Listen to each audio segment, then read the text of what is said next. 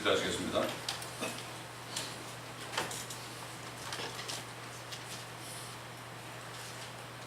오늘도 주의 첫날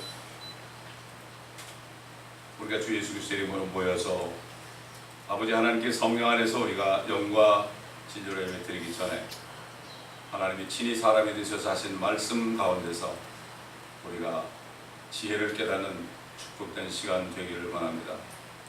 주님 자신이 지혜요 지혜로 천지를 창조하신 주님, 우리가 주님의 영을 받았으니 이제는 성령의 열매를 맺어 지혜와 명철을 항상 우리 삶 속에 나타낼 수 있도록 주님 도와주옵소서. 말씀을 못 듣게 하고 빼앗아가고 깨닫지 못하게 하는 악한 사단의 모든 영들은 이 시간 다 주님께서 제하시고 한마디 말씀도 빼앗기지 않고 마음판에 잘 간직하여 새겨서 아버지 하나님 그 말씀 때문에 우리가 유혹되지 않고 시험 들지 않고 죄짓지 않는 저희들이 될 수 있도록 도와주옵소서. 아멘. 감사드리오며 우리 주 예수 그리스도의 이름으로 기도드립니다. 아멘. 자, 우리 계속해서 예수 그리스도의 하신 말씀 가운데 진리입니다.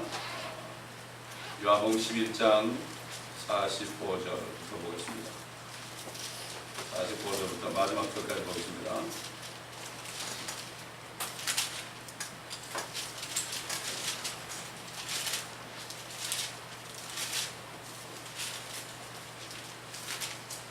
그때 마리아에게 왔다가 예수께서 하신 일들을 본 많은 유대인이 주를 믿었으나 그중 몇 사람은 바리새인들에게 가서 예수께서 행하신 일들을 말하더라. 이에 선임 제사장들과 바리새인들이 공회를 소집하고 말하기를 이 사람이 많은 기적을 행하니 우리가 어찌하랴. 만일 우리가 그를 이대로 두면 모든 사람이 그를 믿을 것이요 그러면 로마인들이 와서 우리의 처소와 민족을 다 빼앗아가리라고 하더라. 그러나 그들 중 한 사람, 즉 그 해의 대제사장인 카야파가 그들에게 말하기를 너희가 아무것도 모르며 또 한 사람이 백성을 위하여 죽어서 온 민족이 멸망치 않는 것이 우리에게 유익한 줄을 너희가 생각지 못하는도다 라고 하니, 이것은 그가 스스로 말한 것이 아니라 그 해의 대제사장으로서 예수께서 그 민족을 위하여 죽으실 것을 예언한 것이라. 그 민족을 위해서뿐만 아니라 멀리 흩어진 하나님의 자녀들을 하나로 함께 모으려 함이었더라. 그날부터 그들이 주를 죽이려고 함께 모여하더라. 그러므로 예수께서 유대인들 가운데 더 이상 드러나게 다니지 아니하시고 광야에 가까운 지방인 에프라임이라고 하는 성읍으로 가시어 거기서 제자들과 함께 계시니라. 유대인의 유월절이 가까운지라 많은 사람이 유월절 전에 자기들을 정결케 하려고 지방에서 예루살렘으로 올라가더라. 그들이 예수를 찾으며 성전에 서서 서로 말하기를 너희는 어떻게 생각하느냐? 그가 명절에 오지 아니하겠느냐고 하더라. 그때 선임 제사장들과 바리새인들이 명령을 내렸으니 이는 만일 누구든지 주가 어디에 있는 것을 알면 이를 알려서 주를 붙잡게 하려 함이라. 죽은 사람이 살아가지고 나와서 걸어나서 나으려는 사람이 걸어난 것을 본 사람들, 정말 그때 많은 유대인들이 예수님을 믿었다고 그랬습니다. 믿었다. 그런데 그 중에 몇 사람인지 모르겠지만 어떤 무리들은 어떻게 했습니까? 바리새인들에게 가서 예수께서 행하신 일들을 말했다 그랬습니다. 고자질한 거죠. 마찬가지입니다. 오늘날도 복음을 전해도 예수 그리스도가 하나님의 아들이신 것을, 자기를 위해 죽으신 것을 절대로 못 믿는 사람들이 있습니다. 이런 사람들은 마귀에게 아주 사로잡힌 사람들이죠. 참 이 사람들은 정말 그 사람들의 마음을 돌리기라는 것이 얼마나 힘든지 모릅니다. 그래서 영어에도 no sweat이란 말이 있죠. 땀 흘리지 말아라. 더 이상 그런 사람들에서 땀 흘리지 말아라. 특별히 그 이단에 속한 사람들 한두 번 얘기한 다음에 그 다음에는 더 이상 얘기하지 말아라. 왜? 이미 사로잡혔기 때문입니다. 사로잡히기 때문이라. 특별히 100년 전부터 이 교회에 정말 그 배교가 일어난 이단들이 한 100년밖에 안 됐어요. 여호와의 증인, 몰몬교, 안식교 이런 것들이 그밖에 안 됐어요. 자기들만 구원한다고 그러는데 그러면 자기들이 2000년 전에 어디 있을지 모르겠어요. 다들 교주가 있죠. 그래가지고 결국 믿지는 않는 거죠. 그래가지고 결국은 이 말을 듣고 종교 지도자들, 대제사장들과 바리새인들이 공회를 소집했죠. 공회. 참 어쩌면 이렇게 성경이 정확한지. 지금 공회가 어딥니까, 여러분? 여러분 사도신경 할 때 거룩한 공회와 그러죠. 거룩한 공회와. 근데 영어로 Holy Catholic Church 이렇게 되죠. 그런데도 많은 목사님들이 신학교에서 Holy Catholic Church는 캐톨릭 처치가 아니고 그게 유니버설 처치라고 믿었어요. 그렇게 가르쳐요. 유니버설 처치다.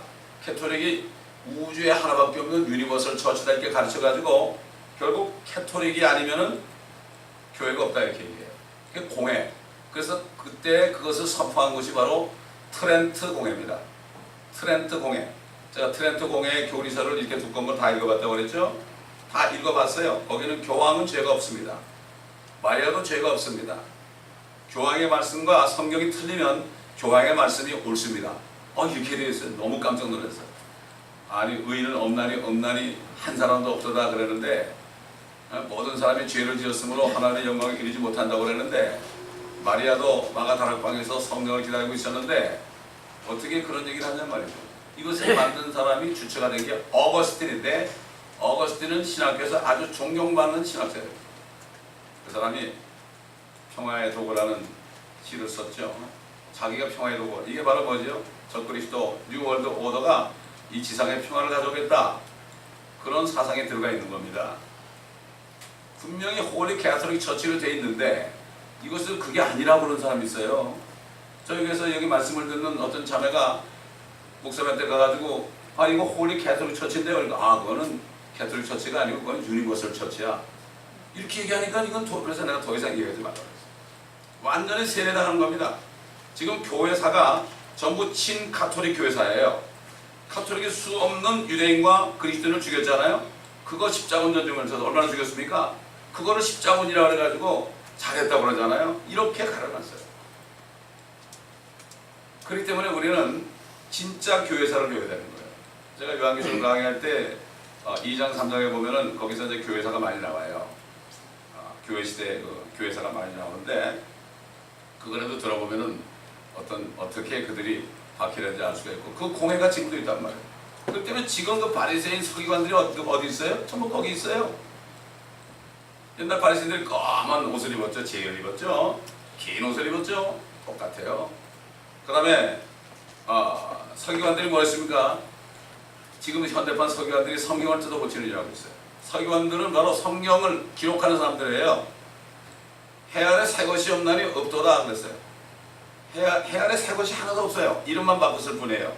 이것을 우리가 말씀을 통해서 이걸 구분을 잘해야 돼요. 하나님의 말씀을 모르면 구분이 안 되죠.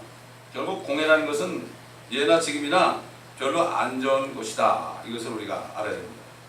자, 보세요. 48절 보세요. 만일 우리가 그를 이대로 내버려 두면 모든 사람이 그를 믿을 것이요. 그러면 로마인들이 와서 우리의 처소와 민족들을 다 뺏어가리라.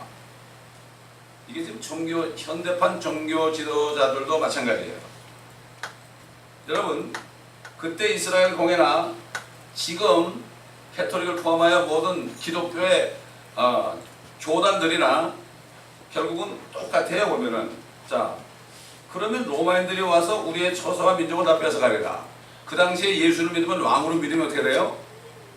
시저만 왕이에요. 시저만이 왕인데 태양이 둘 있잖아요. 반역죄가 되는 거죠. 그래서 그를 죽여야 된다 이런 결론이에요. 왜? 그가 우리 죄를 왜 죽으실 거니까? 아닙니다. 그게 아니에요. 로마인들이 와서 우리 처소와 민족을 다 뺏어간다. 우리가 그를 죽이지 않으면 이게 정당화시키는 거죠. 이게 상황윤리죠. 하나님을 죽이면서도 그게 옳다고 주장하는 겁니다. 결국 그들이 뭐 민족을 염려하는 게 아니에요. 민족을 염려 안 해요 절대. 요즘 정치인들하고 똑같죠. 뭐 출마할 때는 뭐 어쩌고 국민을 위해서 뭐 희생 이렇게 얘기하지만 민족은 생각도 없어요. 뭐가 생각이죠? 자기 이익이죠. 자기 이득을 취하는 사람들이에요. 너무 알잖아요. 나가기 전에 뭐 철한 사람이 딱 당첨되면 어떻게 됩니까? 언제 그래라는 듯이 말이죠. 그렇잖아요. 똑같아요. 영적인 정치 제도나 육신적인 정치 제도나 마찬가지입니다. 이 사람들은 민족을 걱정하는 게 아니에요. 민심을 살핀다고 그러죠. 절대 아니에요. 세상 정치가들도 민심을 살핀다고 꼭 정치할 때만 가서 뭐 시장 바닥에 가가지고 같이 나눠먹고 뭐 악수하고 그러는데 그건 웃기는 짓이죠. 이 사람들이 유대인들이 예수를 죽이는데 예수를 안 죽이면 우리 이스라엘 민족들이 완전히 망해버린다 이렇게 얘기하지만 속으로는 자기 자신의 이익이죠. 자기 자신의 지위를 빼앗기는 거죠. 지위를 빼앗기는 거죠. 결국 자신들의 수입에 의지하는 거죠. 자신들의 수입에 의지하는 거예요. 결국 내 수입에 의지하느냐 하나님의 영광을 멸줄 중 하나예요. 이게 좁은 문입니다. 이게. 개척해가지고 길거리에 나가니까 다 도망가요. 사람들이 노방 준다고 다 가버려요. 부담 느껴서. 사도신경 안 하니까 다 도망가요. 킹잼 성경 쓰니까 다 도망가요. 그러나 진리니까. 그러나 하나님이 뭐 나 굶기면 그 하나님도 아니잖아요. 그렇잖아요. 그럴 때 어떻게 하나님이 살아계신 것을 내가 체험하는 거예요. 그거를 체험 못하면 결국은 양보하게 돼 있어요. 결국은 양보하게 돼 있어요. 그렇기 때문에 결국은 그 기독교가 타락하고 배교한 것은 하나님을 섬긴다는 사람들이 실제로는 자신의 배를 이해하는 거예요. 깊이 들어가 보면 자신의 배. 당장 던져라면 먹을 게 없잖아요. 하나님이 전능하신 하나님이고 천지를 창조하신 분인데 저는 주님이 저를 불렀을 때 너무 좋더라고. 창조주가 나를 불렀는데 뭐 걱정해요? 직장 사표는 뭐 걱정해요? 보니까 나 월급 주는 사람 뭐 별로 많이 주지도 않았지만 그 사람 보니까 그 사람도 죄인이던데 불쌍해 보이던데 내가 진짜 주님을 만나니까 주님을 만나야 되는 거예요. 그래서 주님 만나면 확신이 있는 거예요. 참 안타깝죠?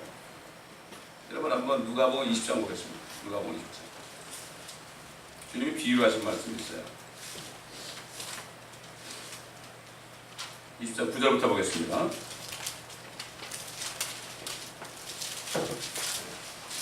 그때 백성에게 이런 비유를 들어 말씀하기 시작하시더라. 어떤 사람이 포도원을 만들어서 농부들에게 새로 주고 먼 나라로 가서 오랫동안 있다가 때가 되어 주인이 농부들에게 한 종을 보내어 포도원의 소출을 받아 오라고 하였더니 농부들이 그를 때리고 빈손으로 보냈더라. 그래서 그가 다시 다른 종을 보냈더니 그들이 그 종도 때리고 모욕을 주어 빈손으로 보냈더라. 그래야 그가 다시 세 번째 종을 보냈더니 이 사람도 상하게 하고 내어 쫓았더라. 그때 포도원 주인이 말하기를 내가 어찌할까? 내가 내 사랑하는 아들을 보내리라. 그들이 그를 보면 존중하리라고 하더라. 그러나 그 농부들이 그를 보고 의논하여 말하기를 이 사람은 상속자니 자 그를 죽이자. 그러면 그 유산이 우리 것이 되리라고 하더라. 그래야 그들이 그를 포도원 밖으로 내쫓아 죽였느니라.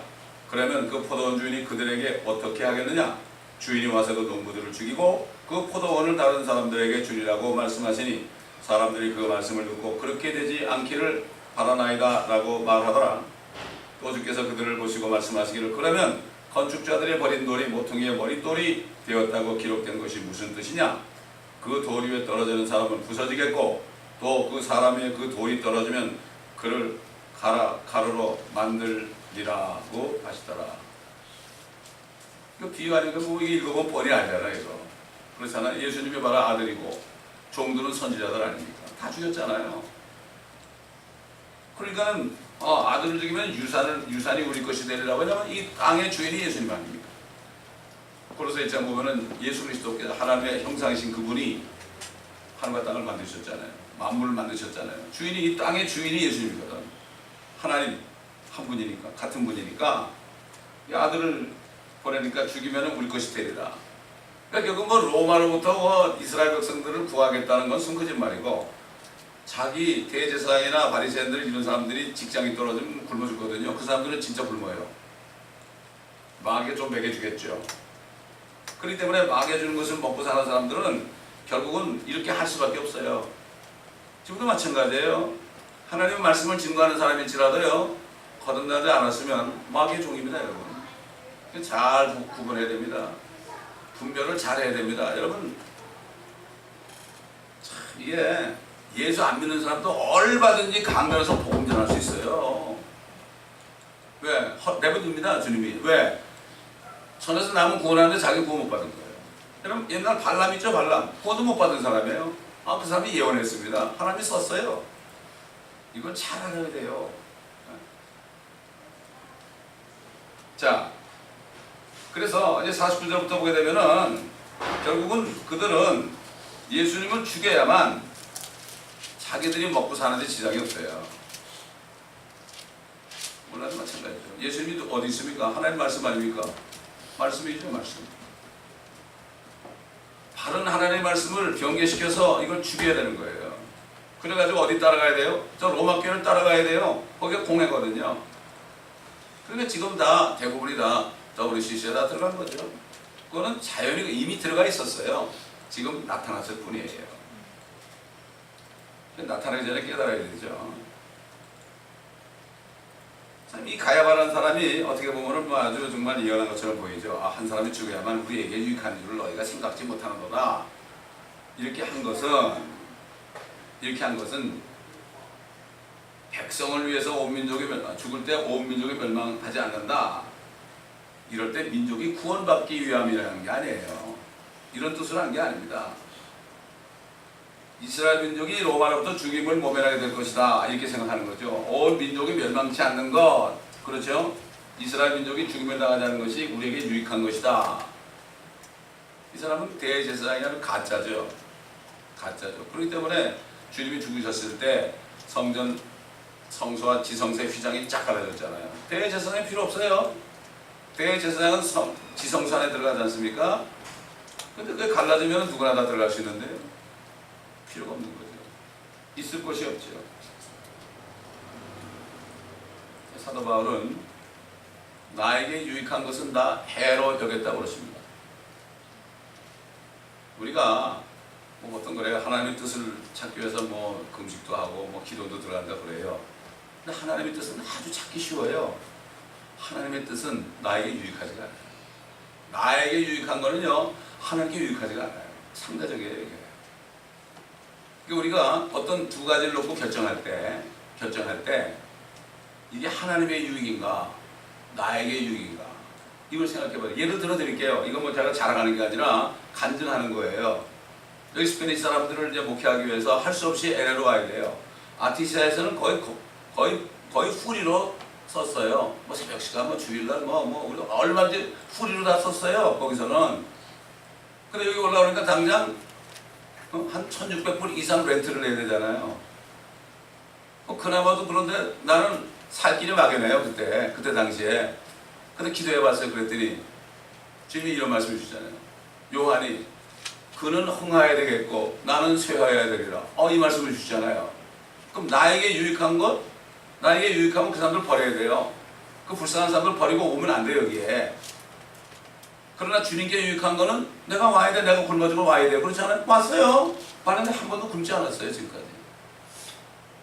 그러니까 어떤 교회 밖에 있는 친구가 1년 동안을 렌트를 해줬다니까요. 내가 뭐 내달라고 그냥 빈 것도 아니에요. 하나님이 하시더라 이거죠. 하나님이 유익한 거 일단 하면 하나님이 책임져요. 그래서 여기까지 온 거예요. 근데 LA까지, 저는 LA의 교회를 세우려고 생각해 본 적이 없어요. 주님이 다 이끌었어요, 지금까지. 저기 코미나에서부터 아티샤를 통해 저기 비행 한 바퀴 돌아왔어요. 이제 갈 때는 저기밖에 없죠. 위밖에 없죠, 이제. 어디로 또 가겠습니까? 반드시 여러분 기억하세요. 주님의 뜻은 나에게 유익하지가 않아요. 근데 사도 바울이 이걸 알기 때문에 나에게 유익한 것은 다 해로 여겼다. 나에게 유익한 것은 다 하나님께 해가 된다. 여러분 한번 잘 생각해 보세요. 앞으로도 한번 이 말씀을 묵상해 보시면 반드시 그렇습니다.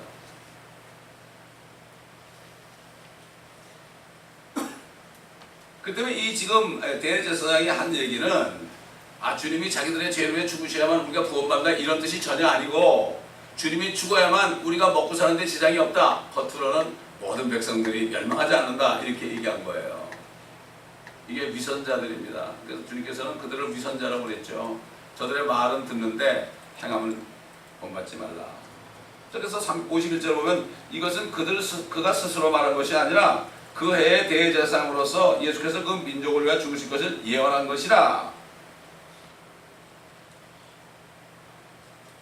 그 사람이 죽음의 의미에 대해서는 이해를 하고 있지 못했죠. 왜? 자기 욕심에 사로잡혀 있었기 때문에. 근데 하나님께서는 그가 죽으셔야 된다는 걸 얘기시켰어요. 그 사람을 통해서. 그 사람은 구원받지 못한 종교 지도자예요. 그 사람을 통해서 이 예수님이 반드시 죽으셔야 된다는 것을 얘기했어요. 그러면 죽이면 당할 거 아닙니까? 그렇지 않으면 예수님이 죽지 않으면 우리 구원이 없잖아요. 성령께서 그렇게 하시는 거예요. 그가 스스로 말한 게 아닙니다. 자기는 그렇게 말하면서 내 유기를 위해서 했는데 하나님은 알면서도 그렇게 말하게 했어요. 당나귀도 말하잖아요. 발람이 그냥 욕심이 나가지고 가려고 그러니까 당나귀가 막 그냥 앞에 뒤에 천사가 칼로 서 있으니까 갈 수가 없잖아요. 아니 벽에다 막 비비니까 그냥 발람이 화가 나가지고 이 나귀 새끼야 너 왜 그러냐 말이지 막 그러니까 나귀가 말했잖아요. 내가 너를 이렇게 섬겼는데 말이지 이럴 수가 있냐고. 눈이 가렸던 거예요. 눈이 가렸던 거예요. 결국은 구원받지 못한 사람도 예수 그리스도가 구세주십니다. 그분들 믿으면 구원받을 수 있습니다. 얼마든지 설교할 수 있고 얼마든지 구원 받을 수가 있습니다. 이걸 우리가 바로 알아야 됩니다. 저 사람이 그렇게 복을 많이 전했는데 왜 저럴까? 이상한 게 전혀 없어요. 대제사장이 한 얘기 보세요. 예수님이 반드시 죽어야 된다. 아까도 얘기했지만 민수기 24장에 나온 발람 있잖아요. 발람. 구원 못 받은 사람이에요. 그 사람. 우리 유다서 11장 보겠습니다. 그 사람이 어떤 사람이에요? 유다서 11장. 11장에 앉아.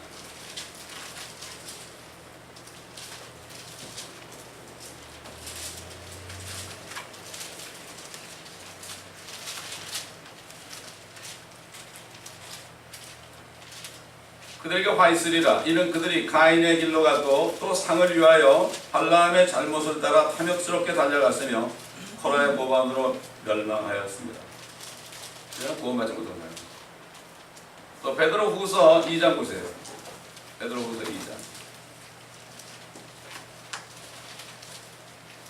2장 15절.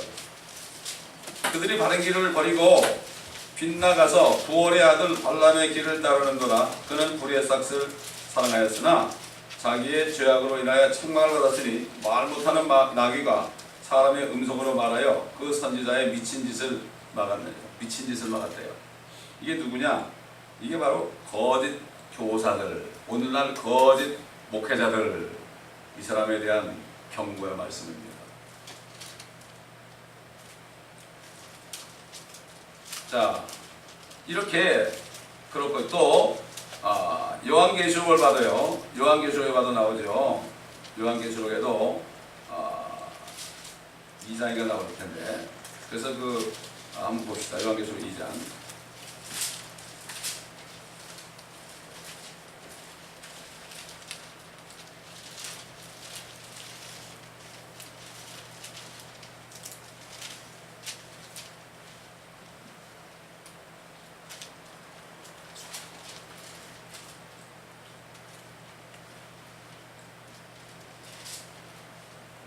이자도 보면 나와요. 2장 14절 보면 그러나 내가 네게 두어 가지 책망할 것인다니 이는 네게 발람의 교리를 지키는 자들이 있습니다. 그가 발락을 가르쳐 이스라엘 자손들 앞에 거치는 것을 놓게 하며 우상에게 바친 제물을 먹게 하고 또 음행하도록 하였느니라. 음행하도록 하였. 이 발람이 모압 발락이 그냥 많은 보험을 갖다 주면서 가서 이스라엘을 좀 저주하라 그랬죠. 그럴 때 뭐라 하십니까? 하나님께 기도해 보겠다고 그랬어요. 아니 이스라엘 백성을 저주하는데 뭘 기도해 봐요? 안 된다 그래야죠. 요즘에 뭐라 하면 제가 기도해 보겠습니다. 목회자들이 그렇게 얘기 많이 해요. 제가 기도해 보죠. 기도할 필요 없어요. 기도는 그런 거 하는 게 아니에요. 하나님 말씀에 다 답이 나와 있는데 뭘 기도를 합니까? 그렇잖아요. 그렇기 때문에 발람이 그런 사람이에요. 오늘날도 거짓 교사들이 그렇게 얘기하죠. 자기 배를 섬기는 사람들이 그렇게 하죠. 근데 계속해서 그러니까 그래 가라 그랬죠. 아이들이 자꾸 그냥 어딜 가려고 할 때 못 가게 하면 자꾸 그러면 그래 가봐라 그러죠. 그건 가라는 얘기 아니죠. 가봐라 이런 얘기죠. 그런데 내가 너를 쓰겠다 이런 얘기예요. 성령이 임하면 그 사람을 쓸 수 있죠.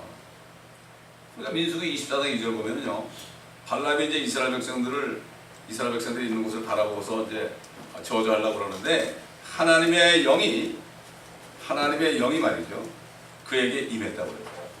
하나님의 영이 그에게 임했다. 그래가지고 우리 한번 찾아볼까요? 그러면 민수기 24장 보겠습니다.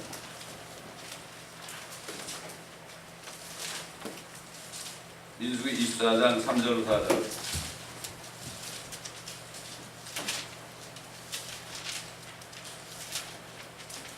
자, 1절부터 보죠. 발람은 자기가 이스라엘을 축복하는 것이 주를 기쁘시게 하였음을 보고 다른 때처럼 마법들을 구하러 가지 아니하고 자기 얼굴을 광야 쪽으로 향하여 두더라. 발람이 눈을 들어 이스라엘이 그들의 지파대로 자기 장막에서 구하는 것을 보자 하나님의 영이 그에게 임하신지라. 그가 그의 비유를 지어 말하기를 부올의 아들 발람이 말하며 눈을 뜬 자가 말하였나니 하나님의 말씀들을 들은 자 전능하신 분의 환상을 본 자 무아지경에 빠졌으나 자기 눈을 뜬 자가 말하였도다. 오 야곱아, 네 장막들이 어찌 그리 좋은가. 오 이스라엘아, 네 성막들이 어찌 그리 좋은가. 그들이 뻗어가미 골짜기들 같고 강가의 동산들 같으며 주께서 심으신 알로에 나무 같고 물가의 백향목들 같도다.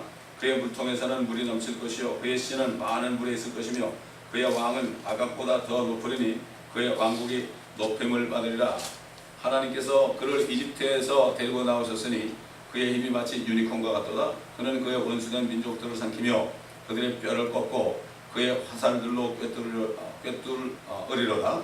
그가 엎드리고 노비 마치 사자 같고 큰 사자 같으니 누가 그를 일으키랴. 너를 축복하는 자는 복을 받으며 너를 저주하는 자는 저주받으리라 하니라.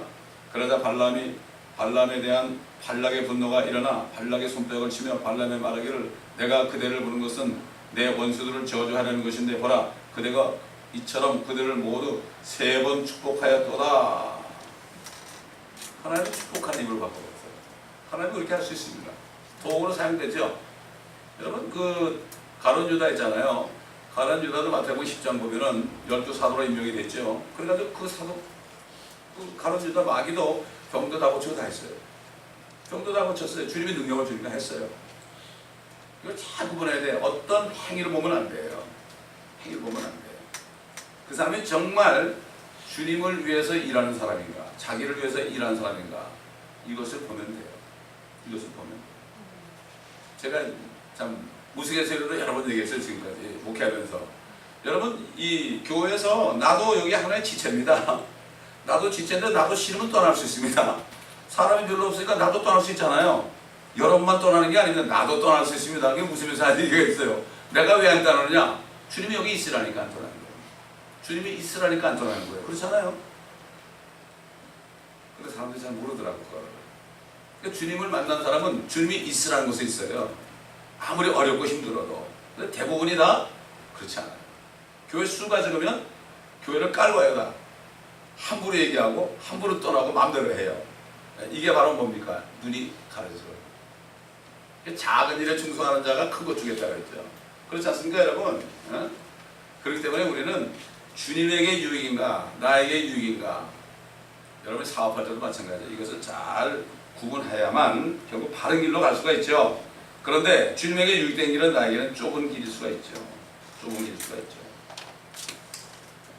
자, 그래서 민수기 24장 계속 17절 보게 되면 내가 그를 볼 것이나 지금이 아니며 내가 그를 바라볼 것이나 가깝지 않도다. 한 별이 야곱에게서 나올 것이며, 야곱의 자손으로 별이 나올 것이다. 이건 예수 그리스도가 이 땅에 오시고 얘기한 거예요.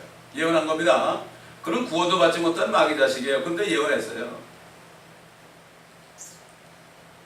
그 다음에 한 별이 야곱에서 나올 것이며 또 한 홀이라는 것은 왕이 가지고 있는 거죠. 그 홀만 탁 하면 사람을 살리기도 하고 죽일 수 있는 거예요. 홀이 이스라엘에서 일어나서 모압의 구석구석을 쳐서 셋의 모든 자손들을 멸망시키리라. 이거는 예수님이 홀을 들고 왕으로 오셔가지고 이방 민족들, 믿지 않는 민족들을 다 멸망시킬 것이다. 이게 요한계시록 19장이나 이거를 예언했어요. 초림과 재림을 예언했습니다. 구원받지도 못한 사람인데 하나님은 누구라도 쓸 수 있어요. 당나귀를 통해서도 말하게 하는 하나님인데 왜 못하겠습니까? 우리가 그렇기 때문에 우리가 좋은 일에 쓰임 받아야죠. 나쁜 일에 쓰임 받으면 안 되죠. 그래서 그렇잖아요. 주님이 내가 주의 이름으로 마귀를 쫓아내고 주의 이름으로 경이로운 일을 행한나이다. 나 도무지 너를 모른다. 네가 내 이름 되니까 내가 했지. 나는 너를 모른다. 참 무서운 얘기죠. 얼마든지 능력을 행할 수 있어요. 병도 고쳐줄 수 있어요. 경이로운 일을 행할 수 있죠. 그런데 왜 불법을 행한 자라고 그랬죠? 그거 하지 말라. 너에게 복음 전하라고 그랬지. 내가 병 고치고 죽은 자 살린 것은 내가 하나님인 것을 세상에 공표하려고 표적으로 보여준 거다. 유대인들에게. 유대인들에게 한 거느냐? 내가 유대인들은 표적을 구하고 헬라인들은 지혜를 구한다고 그랬지 않았느냐. 유대인들은 표적을 보지 않고서는 안 믿으니까 내가 그들의 메시아인 걸 알리려면 죽은 자도 살려야 되고 병도 고쳐야 되고 다 한다. 불법을 행했다. 너희는 복음을 전하라고 하지 않았냐. 너는 모든 민족에 가서 복음을 전하라고 하지 않았냐. 복음만 전하면 주님이 들어오시면 어떻게 돼요? 생명이 들어오니까 그 다음부터는 주님의 자녀가 되니까 주님께서 마음대로 할 수 있어요. 병을 그냥 한동안 안 낫게 할 수도 있고 어떨 땐 낫게 할 수도 있고 한 10년 있다 낫게 할 수도 있고 그것은 주님께서 사랑하는 아들 딸이기 때문에 영적인 유익을 위해서 연단도 하고 그렇게 할 수 있는 거예요. 그래서 우리 범사에 감사해야 되는 거예요. 하나님의 자녀가 되면 감사해야 되는 거예요. 우리에게 있는 어려운 환경은 그 환경 속에서 우리와 말씀하시기를 원합니다. 여러분 어려운 환경에서 주님을 만나야 하는 게 일단 축복이죠. 어렵지 않고 그게 잘 되면 주님을 만날 수가 없다는 거예요. 그래서 고난당하는 것이 내게 유익이다. 주의 규례를 알게 되었다. 이렇게 다시 고백한 거 아니겠습니까? 52절에 보면 이 가야바가 또 뭐라고 하면은 그 민족을 위해 뿐만 아니라 멀리 흩어진 하나님의 자녀들을 하나로 함께 모으려 합니다. 나중에 주님이 오시게 되면은 유대인들을 회개한 유대인들을 또 하나로 모으시고 그래서 다른 이 양무리에 들지 않은 다른 양들이 있다. 10장에 나오죠. 그게 바로 그거라고 했죠.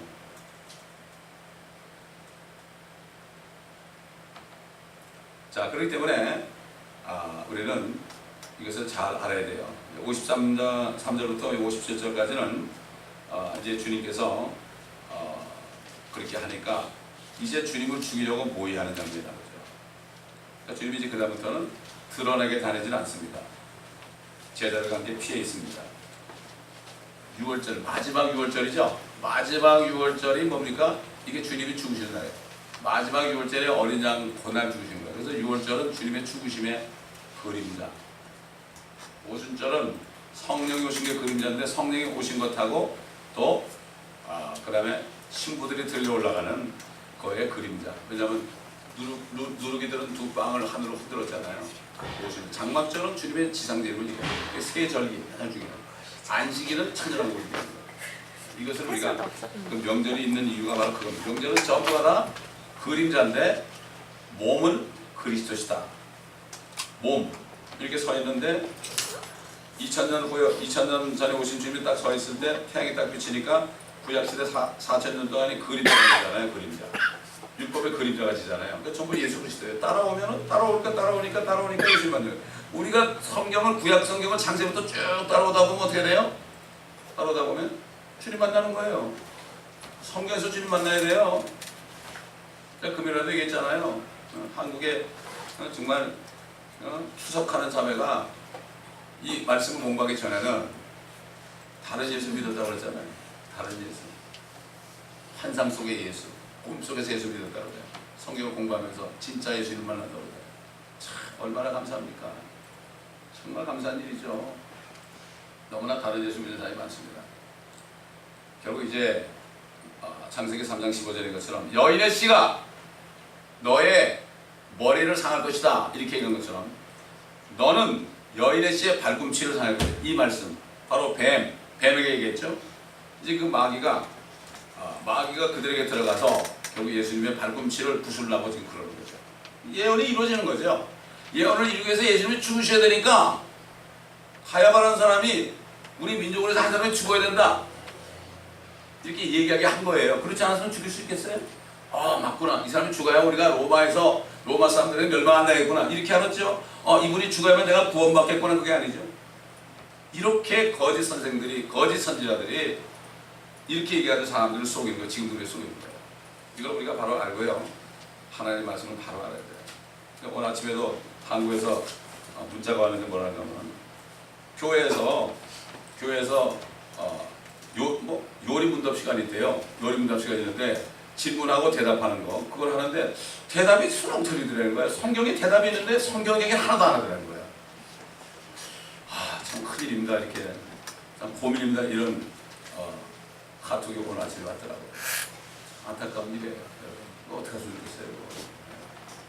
그렇기 때문에 우리는 정말 우리가 받은 말씀을 귀하게 여기고 이 말씀 공부를 게을러서는 안 됩니다.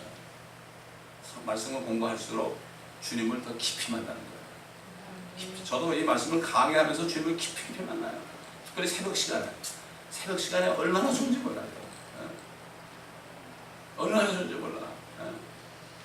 하루를 시작할 때 지혜가 들어오잖아요. 지혜가 들어오면 그 지혜를 가지고 나가서 일해보세요. 어떻게 되나? 물론 다 올 수 없으니까 못 오시고 그렇지만은 그 새벽 시간에 한 그 잠언은 꼭 들으셔야 돼요. 이번에 아이들 집회도 제가 잠언서를 강의할 거예요. 잠언을 강의할 거예요. 그래서 아이들이 스스로가 무릎 꿇고 하나님께 지혜를 구할 수 있도록 솔로몬처럼 그렇게 해달라고 저는 기도하고 있습니다. 우리 아이들 숫자만 얼마 안 되지만 이 아이들이 지혜를 받으면 이건 엄청나게 역사하는 거예요. 이걸 알아야 한 사람 한 사람이 그렇게 귀합니다. 여러분 기도하겠습니다. 아버지 감사합니다. 오늘도 말씀을 통하여 여러 가지 지지를 가르쳐 주시고 감사합니다. 우리에게 말씀을 통하여 분별력을 주시는 것을 감사드립니다. 우리는 이제 나에게 유익한 것은 나해로 여기고 주님이 유익한 것을 찾아 좁은 길로 갈 때 거기 주님이 함께 동행하는 삶을 통하여 물리적으로는 어렵고 힘들어도 그러나 주님과 동행할 때 우리는 항상 행복하고 참 솔로몬 왕이 고백한 것처럼 지혜를 지는 자는 행복하니라. 지혜는 바로 우리 주님이기니 주님과 동행하는 삶을 살 때 이게 행복이라고 그랬사오니 우리 모두가 행복한 삶을 살다가 주님을 만나는 축복을 누리게 하옵소서. 감사드리며 주 예수 그리스도 이름으로 기도합니다.